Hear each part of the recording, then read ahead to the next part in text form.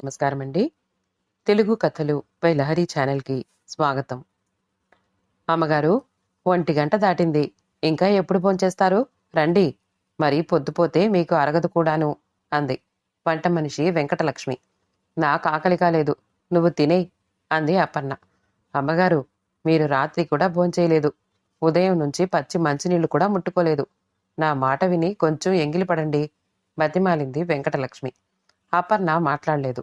వెంకటలక్ష్మి మంచం దగ్గరికెళ్ళి మెల్లగా చేయి పట్టుకుని లేపబోయింది. నువ్వెళ్ళు, నేనొస్తాలే అంది అపర్ణ. వెంకటలక్ష్మి టేబుల్ మీద కంచం గ్లాసు పెట్టింది. అపర్ణ లేవబోయింది. అడుగులు తడబడ్డాయి. స్వాధీనంలోకి రాని మోకాళ్ళని సరిచేసుకుంటూ కుంటుతూ వెళ్ళి డైనింగ్ టేబుల్ దగ్గర కూర్చుంది. నీళ్లు కమ్ముతున్న కళ్లను చీర కొంగుతో అద్దుకుంటూ వెంకటలక్ష్మి వడ్డించిన పదార్థాలకేసి చూసింది. తనకిష్టమని వెంకటలక్ష్మి కంది పచ్చడి, గొత్తంకాయ కూర చేసింది. పచ్చడి కలుపుకుని 2 ముద్దలు నోట్లో పెట్టుకుంది. రుచించలేదు. వెంటనే కంచంలో చేయి కడుక్కుని లేచి వెళ్ళిపోయింది. ఎండిపోయిన నూతిలా గుంటలు పడ్డ కళ్లల్లో కన్నీటి బిందువులు చోటు చేసుకున్నాయి. ముకుల్ ఈరోజు కూడా ఉత్తరం రాయలేదు. తనలో తానే గొణుక్కుంది అపర్ణ. వణుకుతున్న చేతులతో చీర కొంగుతో పదే పదే కళ్ళు తుడుచుకుంటూ. ముకుల్, అమ్మగా కాకపోయినా ఒక ముసలమ్మగానైనా నీకు గుర్తే రావడం లేదా? కన్నీటి ధారల మధ్య పదే పదే గోణుక్కుంటోంది అపర్ణ. ఎందుకు గుర్తుకొస్తావు? అసలు ఎందుకు గుర్తుకు రావాలి? ఎవరో అంటున్నట్టుగా అనిపించాయి ఆ మాటలు. ఉలిక్కి పడింది. అవి తన మనసంటున్న మాటలే. అంత బాధలోనూ తనను చూసి తనకే నవ్వొచ్చింది. అంతలోనే తన అవస్థకి ఏడుపు వచ్చింది. నవ్వినా ఏడ్చినా కన్నీళ్లే వస్తాయి అన్న కవిగారి మాటలు జ్ఞాపకం వచ్చాయి. ఏమిటో ఈ బతుకు అనుకుంటూ శూన్యంలోకి చూస్తూ కూర్చుండిపోయింది అపర్ణ. అపర్ణ 60 వసంతాలు చూసింది. అయితే గడిచిన 10 వసంతాలు ఒంటరిగా ఇలాగే ప్రతిరోజు ముకుల్ కోసం ఎదురు చూస్తూ, కనీసం అతడు రాసిన ఉత్తరమైనా వస్తుందేమోనని కొండంత ఆశతో చూస్తూ, అహర్నిశలు అతన్నే కలవరిస్తూ, కళ్లల్లో ఒత్తులు వేసుకుని క్షణమొక యుగంగా, దినదిన గండంగా ఏళ్లు గడిపేసింది జీవోత్సవంలా. కాలానికే వసంతం కాని తన జీవితంలో శిశిరమే మిగిలిన ముకుల్ తప్పకుండా వస్తాడు అన్న ఆశ ఆమెకి ప్రాణం పోస్తోంది. సూర్యోదయం నుంచి సూర్యాస్తమయం దాకా ఆమె కళ్ళు ఎదురు చూస్తూనే ఉంటాయి. చీకట్లు అలుముకున్న కొద్దీ మనసుతో బాధ నిండిపోతుంది. కళ్ళు వర్షిస్తూనే ఉన్నాయి. గుండె దడ వేగంగా కొట్టుకుంటోంది. కదల్లేని శరీరం బాధగా మెల్లగా అటూ ఇటూ దొర్లి ఏ నడిజాముకో మగతలో మునిగిపోతుంది. మెలకు వస్తే ఆవేశం, ఆవేశంలో నవ్వు, వెంటనే ఏడుపు. ఆ తర్వాత శూన్యంలోకి చూస్తూ కూర్చుంటుంది అలసిపోయేదాకా. అటుపైన కాస్త కలత నిద్ర. అంతలోనే రేపు అనే రోజుపైన ఏదో కొత్త ఆశ. ఆ ఆశలో ముక్కులు కనిపిస్తాడు. మళ్ళీ ఆవేశం, ఆనందం, నవ్వు, ఏడుపు. అప్పుడప్పుడు పలకరించడానికి, ఏదైనా తినిపించడానికి వెంకటలక్ష్మి తోడు. అపర్ణ అంటే వెంకటలక్ష్మికి ప్రేమ, అభిమానం అనడం కన్నా అడిగినంత జీతం ఇచ్చి 2 పూటలా భోజనం పెట్టి కాఫీ పలహారాలతో పాటు స్వాతంత్రం కూడా బోలెడంత ఉన్నందుకు ఆమెకు ఆ ఇల్లంటే ఇష్టం. అపర్ణ అంటే జాలి. పడమటింటికి వెళ్లిన సూర్యుణ్ణి వెతుక్కుంటూ సాయం సంధ్య వడివడిగా పరిగెడుతోంది. నిశీధి ఆకాశాన్ని నింపేస్తోంది. అపర్ణ ఆలోచిస్తోంది. ఆలోచించడం కాదు, గతంలోకి జారిపోయి జరిగిపోయిన సంఘటనలను ఒక్కొక్కటే గుర్తుకు తెస్తోంది మనసు. అవన్నీ కళ్ల ముందు కదలాడుతూ ఉంటే నెమరు వేసుకుంటోంది మనసు. మనసు గతి ఇంతే, మనిషి బ్రతుకింతే అన్న కవీంద్రుడి మాటలు గుర్తుకొచ్చి శూన్యంలోకి చూస్తూ కూర్చుంది అపర్ణ. ఆ రోజు కాలేజీ గేటు దగ్గర కంగారుగా బాట్నీ టెక్స్ట్ బుక్ ని తన చేతిలో పెట్టేసి గబగబా నడుచుకుంటూ వెళ్లిపోయిన అజయ్ని చూసి అతని ప్రవర్తన అర్థం కాక పుస్తకాన్ని తెరిచి చూసింది. అందులో గులాబీ రంగు పల్చటి కాగితం మీద నీలం రంగు ముత్యాల్లాంటి దస్తూరి ఎంతో అందంగా కనిపించింది. వెంటనే చదివింది. Dear Aparna, I love you. నువ్వంటే నాకెంతో ఇష్టం. నీ నవ్వంటే మరీ ఇష్టం. నువ్వు సరేనంటే నీతో పెళ్లికి నేను సిద్ధం. నువ్వు ఇష్టపడితే మా వాళ్లని మీ వాళ్లతో మాట్లాడించి పెట్టించేస్తాను ముహూర్తం. ముఖాముఖిగా చెప్పలేకపోయాను నీతో ఈ విషయం. అందుకే రాశానీ ఉత్తరం. నీకిష్టమైతే వెయిట్ చేయి గేటు దగ్గర 4 గంటలకి ఈ సాయంత్రం ఇట్లు అజయ్ కుమార్. ఉత్తరం చదివి నవ్వుకుంది అపర్ణ. గర్వరేఖ ఆమె మొహంలోకి తొంగి చూసింది. పసిమి రంగుతో మెరమిల్లాడుతున్న శరీరానికేసి మురిపెంగా చూసుకుంది. రెపరెప కొట్టుకుంటున్న కనురెప్పల కింద మీనాల్లా దాక్కున్న చక్రాల్లాంటి కళ్లను తలుచుకుని పొంగిపోయింది.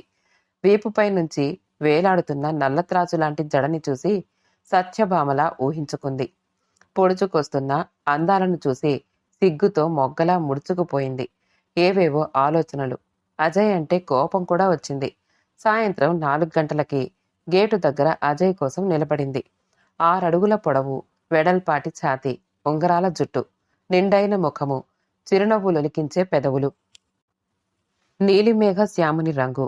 మగపిల్లలే అతన్ని ఈర్ష్యగా చూస్తూ ఉంటారు. ఆడపిల్లలకు అతడు ప్రత్యక్ష మన్మథుడు. రయ్యన మోటార్ సైకిల్ మీదొచ్చి గేటు దగ్గర అపర్ణని చూసి బ్రేక్ కొట్టాడు. అపర్ణని చూసి చిరునవ్వు నవ్వుతూ. అపర్ణ కూడా నవ్వింది. నా ఉత్తరం చదివి ఇక్కడ నుంచున్నారు అంటే నా ప్రపోజల్ మీకు నచ్చిందన్నమాట. కోపం వస్తుందేమోనని హడలిపోయాను. అలా క్యాంటీన్కెళ్ళి కాఫీ తాగుతూ మాట్లాడుకుందాం. ముందుగా నువ్వు వచ్చినందుకు థ్యాంక్స్ అన్నాడు అజయ్. కోపం ఎందుకు? నీ మనసులో మాట నువ్వు చెప్పావు, నా మనసులో మాట నేను చెప్తాను. ఇద్దరు క్యాంటీన్లో కూర్చున్నారు. 2 కాఫీలు ఆర్డర్ చేశాడు అజయ్. అపర్ణ, నేను నిన్ను ప్రేమిస్తున్నాను. సెలయేటిలా గలగలలా పసిపాపలా నవ్వింది అపర్ణ. ఎందుకు నవ్వుతున్నావు? అర్థం కానట్టు ఆమె కళ్ళలోకి చూశాడు అజయ్. ప్రేమ అంటే నవ్వొచ్చింది నాకు. అజయ్ మొహం చిన్నబోయింది. అందులో నవ్వడానికేముంది? కథల్లో, సినిమాల్లో, వాస్తవంలో కూడా ఈ మాట విని విని నవ్వొచ్చింది అంది అపర్ణ. తనని వెక్కిరిస్తోందా ఇలా మాట్లాడి? లేకపోతే నిజంగానే ఈమెకి ప్రేమ అనే అనుభూతి జీవితంలో కలగలేదా అనుకుంటూ ఆమెను పరికించి చూశాడు అజయ్. ప్రశాంతంగా ప్రవహించే గోదావరి అంత పవిత్రంగా, పసిపాప బోసినవ్వంత నిర్మలంగా ఉంది అపర్ణ మొహం. వెక్కిరింత కాదు అని ధృవపరుచుకున్నాడు. కాఫీ తాగడం పూర్తి చేసి కప్పు కింద పెడుతూ, అజయ్, నేనొకటి అడుగుతాను, చెప్తావా అంది అపర్ణ. అడుగు అన్నాడు. ప్రేమంటే ఏమిటి? అజయ్కి ఏం చెప్పాలో, ఎలా చెప్పాలో తెలియలేదు. నోట మాట పెగలక అవాక్కైపోయాడు. ఒక్క క్షణం గొంతులో ఏదో అడ్డుపట్టట్టయింది. అసలు ఈ ప్రశ్నకు ఇంతవరకు కరెక్ట్గా సమాధానం చెప్పారా ఎవరైనా? సమాధానం కోసం తడబడుతూ, అపర్ణ, నా దృష్టిలో ప్రేమంటే ఒకరినొకరు అభిమానించుకోవడం, ఒకరినొకరు కోరుకోవడం, స్త్రీ పురుషులు ఒకరినొకరు మనస్ఫూర్తిగా కావాలి అనుకోవడం. ప్రేమ తల్లి బిడ్డలకు మధ్యగల మమతలు, అనుబంధాలు. ప్రేమ భార్యకి భర్తకి మధ్యగల రాగబంధం. ప్రేమ అన్నదమ్ములు, అక్క చెల్లెళ్ల మధ్యగల అభిమాన బంధం. ప్రేమ స్నేహితుల మధ్యగల స్నేహబంధం. ప్రేమ ఇవన్నీ దేవుడి దశావతారాల్లా ప్రేమకు గల మరో రూపాలు. బంధము లేదు, గంధము లేదు, అంతా స్వార్థం. ప్రేమ అంటేనే స్వార్థం. ఎదుటివారిని తాడులాగా కట్టిపడేసేదే ప్రేమ. యువతీ యువకులు వయస్సులో వారి వాంఛలుకోవడానికి అందంగా పెట్టుకున్న పేరు ప్రేమ. బిడ్డలను తమ చుట్టూ తిప్పుకోవడానికి తల్లిదండ్రులు నేర్పుగా కట్టుకున్న మేడ ప్రేమ. అలాగే అందరూ తమ తమ కోరికలు తీర్చుకోవడానికి అనుకూలంగా ముద్దుగా పెట్టుకున్న పేరు ప్రేమ అంది అపర్ణ. మై గాడ్, ఏమిటి ఈ అమ్మాయి ఇంత కఠినంగా ఆలోచిస్తోంది? ప్రేమకు త్యాగగుణం తప్ప స్వార్థమనేదే లేదే. ప్రేమించబడడం కూడా ఒక గొప్ప వరం అంటారు. అటువంటిది అసలు ప్రేమే అబద్ధం అంటుందేమిటి? ఇంత అందంగా చెక్కిన ఈ బొమ్మకు బ్రహ్మదేవుడు మానసికమైన కదలిక గాని ఆర్ద్రత గాని పెట్టనే లేదా? అదే లేకపోతే మనిషికి రాయికి ఏమిటి తేడా ఆలోచిస్తున్నాడు అజయ్. అపర్ణ, నువ్వెప్పుడు మీ నాన్నగారిని అమ్మని వదిలిపెట్టి ఉండలేదా అడిగాడు. ఓ, నాన్నగారు 2 ఏళ్లు ఫారిన్ అసైన్మెంట్ మీద లండన్ వెళ్లారు. అమ్మమ్మ పోయినప్పుడు 1 నెల రోజులు వెళ్ళి మామయ్య ఇంట్లో ఉంది. అప్పుడు నీకేమీ అనిపించలేదా? వాళ్ళని చూడాలని, వాళ్లతో ఉండాలని అనిపించలేదా? అలా అనిపిస్తే అదే ప్రేమ అన్నాడు కళ్ళు గుండ్రంగా తిప్పుతూ. నుదురు చిట్లించి, నో, నాకేమీ అనిపించలేదు. అవన్నీ సిల్లీ సెంటిమెంట్స్. నాన్న హాయిగా లండన్లో ఉన్నారు. అమ్మ మామయ్య ఇంట్లో ఉంది. వాళ్ల కోసం బెంగ పెట్టుకోవడం, కన్నీళ్లు కార్చడం ఫూలిష్నెస్ అంది. అయిన వాళ్ల కోసం తాపత్రయపడడం అపర్ణ దృష్టిలో ఫూలిష్నెస్. యువతీ యువకులు ప్రేమించుకోవడం అపర్ణ దృష్టిలో కేవలం భావోద్రేకం. అజయ్కి మతిపోయింది అపర్ణ మాటలకి. ఇన్నేళ్ల నుంచి ఒకే కాలేజీలో ఇద్దరూ చదువుతున్నారు. ఇద్దరికీ పీజీ కోర్సులు పూర్తయ్యే సమయం వచ్చేసింది. ఆ తర్వాత ఎవరెవరు ఎక్కడుంటారు అనేది వాళ్ళ విధి వ్రాతని బట్టి ఉంటుంది. అపర్ణ రూపురేఖలు, ఆమె తెలివితేటలు, ఆమె ప్రవర్తన అన్నీ బాగా నచ్చిన అజయ్ తనకి తెలియకుండానే ఆమెని ప్రేమించడం మొదలుపెట్టాడు. ఆ విషయం ఆమెకు ఎలా చెప్పాలా అనుకుంటున్న అతడు ఈరోజు అనుకోకుండా ఇలా కలుసుకున్నాడు. అజయ్, ఏమిటలా దీర్ఘంగా ఆలోచిస్తున్నావు? అడిగింది అపర్ణ. అపర్ణ, నీ మనసులో నా మీద ప్రేమ పుట్టేంతవరకు నీ కోసం నిరీక్షిస్తూ ఉంటాను. జీవితంలో తోడు అవసరం. అది కోరుకున్న వారితో కుదిరితే ఆనందం. మరోసారి ఆలోచించు. అపర్ణ పకపక నవ్వింది.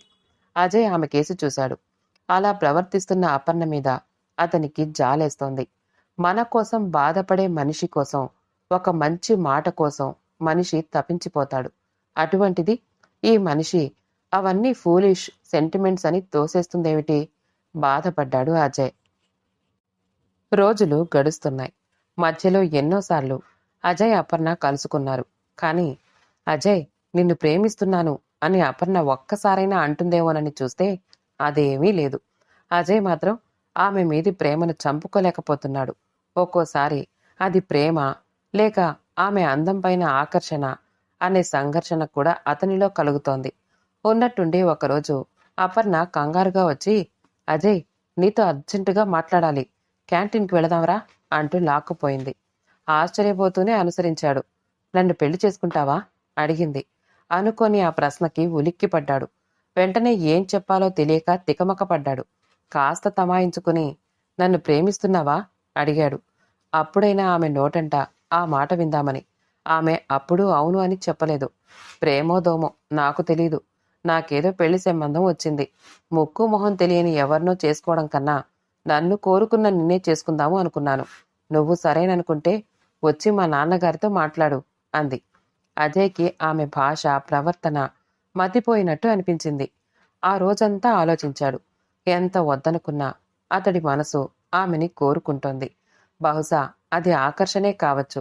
మనసుకి ఆకర్షణకి మధ్య జరిగిన సంఘర్షణలో ఆకర్షణే గెలిచింది.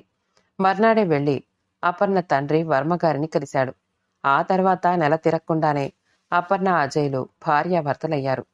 అప్పుడైనా ఆమె నోటి వెంట అజయ్, నువ్వంటే నాకిష్టము అనో, నిన్ను నేను ప్రేమిస్తున్నాను అనో వస్తుందేమో అనుకుంటే అలాంటిదేమీ జరగలేదు. ప్రేమ గీమ బెంగ పెట్టుకోవడం ఇదంతా నాన్ సెన్స్ అంటూ ఉంటే పిచ్చెక్కినట్టు ఉండేది. ఏడాది తిరగకుండానే వాళ్లకి మొక్కులు పుట్టాడు. మొక్కుల్ని చూసి మురిసిపోయారు అజయ్, అపర్ణలు. ఒకరోజు అపర్ణని చూసి, అపర్ణ, మనిద్దరం ఉద్యోగంలో పడి ముకుల్ సంరక్షణ అంతా ఆయాకే వదిలేస్తున్నాం. పోనీ వాణ్ణి కొన్నాళ్ల వరకు మా అమ్మ దగ్గర వదిలేస్తే అన్నాడు. అలాగే, మీరు చెప్పింది కరెక్ట్. మనం బొత్తిగా వాడి పనులు చూడ్డానికి టైం లేకుండా తయారయ్యాం. అలాగే పంపించేద్దాం అంది ఎంతో మామూలుగా. అపర్ణ, వాణ్ణి వదిలిపెట్టి ఉండడానికి నీకు దిగులుగా ఉండదా? అడిగాడు. దిగులెందుకు? వాడు హాయిగా ఉండాలి అనేక పంపిస్తున్నది. అదే కదా మనకు కావాల్సింది కూడా అంది ఎంతో మామూలుగా. ఈ మనిషికి గుండె స్థానం బండరాయి పెట్టినట్టున్నాడు భగవంతుడు అనుకున్నాడు. ఇంకా ఆమె మారదు అనే నిర్ధారణకు కూడా వచ్చేశాడు. కాలం గడుస్తోంది. మంచి స్కూలు, డిసిప్లైను అంటూ ముకుల్ని నార్త్ ఇండియాలోని డెహ్రాడూన్ స్కూల్లో చేర్పించి హాస్టల్లో పెట్టారు. సెలవులకి ఇంటికొచ్చి వాడు తిరిగి వెళ్ళిపోతూ ఉంటే అజయ్ కళ్లల్లో నీళ్లు తిరిగేవి. కన్నీటి పొరల మధ్య ముకుల్ని ముద్దులతో నింపేసేవాడు. Be practical Ajay. మన మమతలు, మమకారాలు వాడి అభివృద్ధికి అడ్డుగోడలు కాకూడదు అనేది అపర్ణ. ఆ సంగతి తనకు తెలుసు. అయినా ఏదో అవ్యక్తమైన బాధ. సాధారణంగా ఈ బాధ మగాళ్ల కంటే ఆడవాళ్లకే ఎక్కువగా ఉంటుంది అంటారు. అటువంటిది ఈమెకు అస్సలు లేదేమిటి? ఎంత ప్రాక్టికల్గా ఆలోచించినా మనస్సనే వలయం నుంచి, మమతనే బంధం నుంచి మనిషి బయటపలగలలా? అలా అయితే మనిషి దేవుడి కన్నా గొప్పవాడైపోయే ఉండేవాడు అనుకుంటూ అర్థం కాని అపర్ణ గురించి అనేక విధాల ఆలోచిస్తూ ఉండిపోయాడు. కాలచక్రం తిరిగిపోతోంది. ముకుల్ ఇంజనీర్ అయిపోయాడు. పెళ్లికి తొందర లేదు అంటూ పై చదువులకు విదేశాలకు వెళ్ళిపోయాడు. ఆ తర్వాత కొద్ది కాలానికే సడన్ గా హార్ట్ అటాక్తో అజయ్ ఈ లోకంలో నుంచే వెళ్ళిపోయాడు. మొదటిసారిగా అపర్ణ కంట్లో కన్నీరు చోటు చేసుకుంది. ఏదో రకంగా పనిలో పడి బాధని మర్చిపోవడానికి ప్రయత్నించింది. కానీ వయసైపోయిందంటూ ప్రభుత్వం వారు రిటైర్మెంట్ కాగితం చేతిలో పెట్టేసరికి మతిపోయింది అపర్ణకి. పని లేకపోవడం, ఒంటరితనం ఆమెని పిచ్చిదాన్ని చేశాయి. అజయ్ లేని లోటు, ముకుల్ లేని లోటు మొదటిసారిగా ఆమెని వేధించాయి. అజయ్ అడుగడుగునా నువ్వు నన్ను షీల్డ్ చేస్తూ వచ్చావు. మమత కోసం బాధ, ఆప్యాయత కోసం ఆరాటం, ఆవేదన ఇవన్నీ నువ్వు చెబుతూ ఉంటే నువ్వు ఒట్టి సెంటిమెంటలిస్టు అని, నాలాగా ప్రాక్టికల్గా ఆలోచించడం లేదని అనుకునేదాన్ని. నిన్ను, నీ ప్రేమని ఎగతాళి చేసేదాన్ని. నువ్వు లేని లోటు, ఆ ఖాళీ, అందువల్ల కలిగే బాధ, నువ్వు కావాలి అనుకుని నేను పడే ఆరాటం, ఇదే ప్రేమంటే. నీ ప్రశ్నకి నేను సమాధానం చెప్పేలోపునే నువ్వు నన్ను వదిలి వెళ్ళిపోయావు. కనీసం ముక్కులకైనా క్షమాపణ చెప్పుకుంటాను. వాణ్ణి వెంటనే నా దగ్గరికి పిలిపించుకుంటాను. ఎక్కడికి వెళ్ళనివ్వను. నా ప్రాణం పోయినా సరే నా ఊపిరిగా వాణ్ణి చూసుకుంటాను. పిచ్చి దానిలా ఏడ్చేది. ఇవన్నీ ముకుల్కి రాసేది. ఒకరోజు ముకుల్ దగ్గర నుంచి ఉత్తరం వచ్చింది. తను ఒక అమెరికన్ అమ్మాయిని పెళ్లి చేసుకున్నాను అని, అక్కడే సెటిల్ అయిపోతున్నాను అని, ఆమెకు ఇండియా అంటే ఇష్టం లేదు అని. అపర్ణ ఉత్తరం చదివి కంటికి మింటికి ఏకధారగా ఏడ్చింది. బాబూ, నువ్వంటే నా ప్రాణంరా, నువ్వు లేనిదే బ్రతకలేనురా అంటూ ఏదేదో రాసింది. దానికి సమాధానంగా ఒకే ఒక ఉత్తరం, ఒకే వాక్యంతో రాశాడు ముకుల్. ప్రాక్టికల్గా ఆలోచించు మమ్మీ. నా భార్య క్యాథలిన్ వాళ్ళ అమ్మని వాళ్ళ దేశాన్ని వదిలి ఉండలేదు. కానీ అలా ఉండగలగడం సెంటిమెంటల్గా కాకుండా ప్రాక్టికల్గా బ్రతకడం నువ్వు నాకు చిన్నప్పుడే నేర్పించావు. కనుక నేను రానందుకు నువ్వు బాధపడవని, అర్థం చేసుకుంటావని అనుకుంటున్నాను.